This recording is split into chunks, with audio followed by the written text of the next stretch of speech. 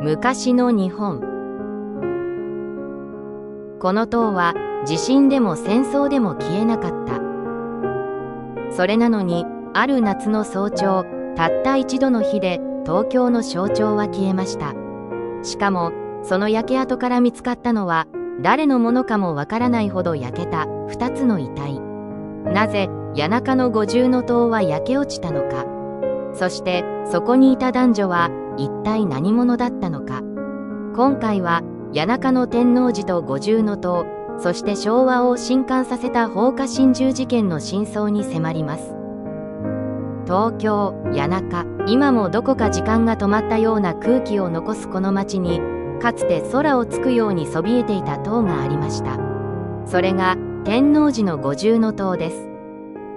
天王寺はもともと日蓮宗の寺で、正式には長陽山観音寺尊長院と称しました。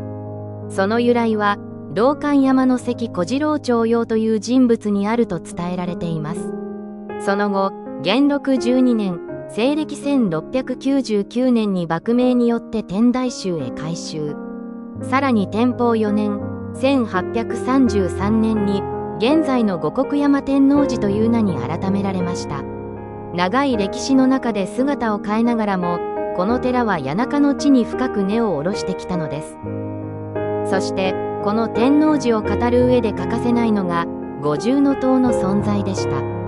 最初の五重塔が建てられたのは寛永21年、正法元年にあたる1644年。しかしその塔はおよそ130年後、明和9年、安永元年の1772年、目黒行人坂の大火によって焼失してしまいます。けれど物語はそこで終わりません。焼失から19年後の寛政3年、1791年、近江国高島郡、現在の滋賀県から招かれた棟梁、八田清兵衛ら48人の手によって五重塔は再建されました。この再建された塔こそ、後に幸田露伴の名作、五重塔のモデルとして知られることになる伝説の塔でした。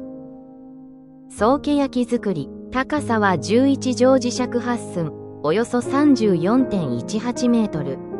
当時、関東で最も高い塔とされ、その姿は圧倒的な存在感を放っていました。明治41年、1908年には東京市へ寄贈され、寺の建物でありながら、東京そのものの風景の一部になっていきます。震災にも耐えた、戦災にも耐えた、そして谷中霊園のランドマークとして多くの人に親しまれ続けました。だからこそ誰も想像していなかったのです。あの塔が戦火ではなく人の手によって失われる日が来ることを。昭和32年、1957年7月6日、まだ夜が明けきらない午前3時45分ごろ、谷中霊園内に立つ五重塔から突然火の手が上がりました。炎は一気に燃え広がり、火の粉は塔から50メートルも離れた場所にまで降り注いだといいます。やがて東京の名所として知られたその塔は心柱を残してほぼ全てが焼け落ちました。地震でも倒れず、戦争でも焼けなかった塔。その塔がたった一夜で失われた。この衝撃は当時の人々に計り知れないものを与えました。しかし本当の衝撃はその後に待っていました。焼け跡の心柱付近から2体の焼死体が発見されたのです。あまりにも激しく焼けていたため、男女の区別すらすぐにはつかない状態でした。ただの火災ではない。現場は一気に異様な空気に包まれます。捜査が進む中、わずかに残された遺留品が2人の身元を浮かび上がらせました。亡くなっていたのは都内の裁縫店に勤めていた48歳の男性と21歳の女性。遺体のそばから見つかった金の指抜きが大きな手がかりになったと言われています。当時そのような指抜きを使うのは主に洋裁師であり、そこから職業と身元が絞り込まれていったのです。さらに現場には石油を詰めた一升瓶、マッチ、そして睡眠薬まで残されていました。これらの状況証拠から警察は2人が心中を図り、その過程で放火に及んだと判断します。つまりこれは単なる失火でも事故でもなく、明確な意思を伴った放火心中事件だったのです。東京の象徴ともいえる五重塔を巻き込みながら、なぜ2人はそんな最後を選んだのか。捜査の結果、2人は不倫関係にあり、その関係を清算するために焼身自殺を図ったとされました。愛情、絶望、逃れられない現実、その果てに選ばれた場所が、なぜよりによってあの五重塔だったのか。そこには今なお割り切れない重さが残ります。